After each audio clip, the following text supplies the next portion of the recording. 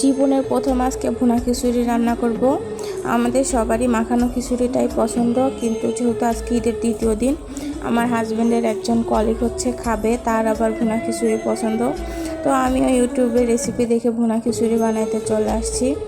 আমি এখানে 2 কাপ চাউলের সাথে 1 কাপ পোলাওর চাউল নিয়ে নিয়েছি, যাতে স্মেলটা ভালো আসে। তারপরে আমি মসুরের ডালটা ব্যবহার করছি। আমার কাছে খিচুড়িতে মসুরের ডালটাই বেশি ভালো লাগে।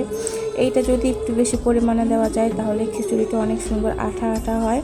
এই জন্য আমি প্রায় অর্ধেকেরও বেশি পরিমাণে মসুরের ডাল দিয়ে দিছি। তারপর সুন্দর করে ধুয়ে নিলাম। ধোয়া হয়ে গেলে ডালাটা একটা বাটির উপরে রেখে দিলাম, যাতে পানিটা ভালোভাবে ঝরে যায় আর আমি সুন্দর করে একটু তেলের উপর ভেজে নিতে পারি। আর এখানে আমি পেঁয়াজ মরিচ আগেই কেটে রাখছিলাম, এখন আমি বেটে নেব।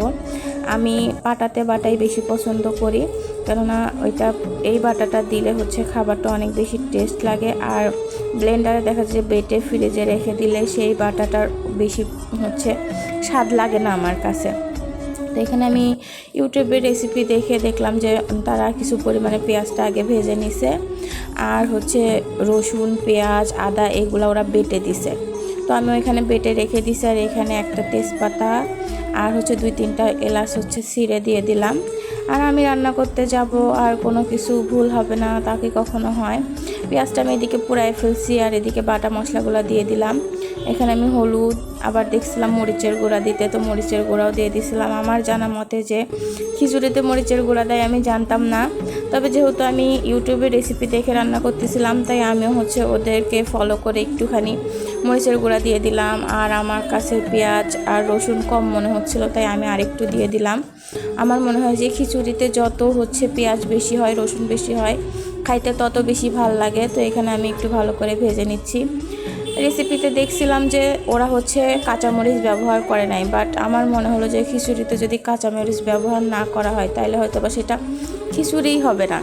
এই জন্য আমি আমার নিজের রেসিপি অনুযায়ী কয়েকটা কাঁচামরিচও দিয়ে দিলাম। বেশ পরিমাণে কাঁচামরিচ দিয়েছিলাম, কারণ কাঁচামরিচের স্মেলটা আমার অনেক বেশি ভালো লাগে। এখানে অনেকক্ষণ ভেজে নেওয়ার পর আমি কিন্তু পানি দিয়ে দিছি। এখন ঢাকনা দিয়ে ঢেকে দিতে গিয়ে দেখি যে অনেক পরিমাণে আমি চাউল দিয়ে ফেলছি, আমার ওইখানে ধরতেছিল না। ওই ঢাকনার উপর দিয়ে পানি বা ঝোল উঠে আসতেছিল। তো আমি পরে ঢাকনাটা উঠায় নিলাম। আর এদিকে আমি একটু মাংসটা ধুয়ে নিচ্ছিলাম। মাংস ধুয়ে সাইড করে রেখে দিচ্ছিলাম পানি ঝরায় যাওয়ার জন্য। আর এইখানে আমি মাংসগুলো একটু ছোট ছোট করে কেটে নিচ্ছিলাম। মাংস যদি ছোট করে কেটে নেওয়া যায় তাহলে সেই মাংসটা আমার কাছে খেতে ভালো।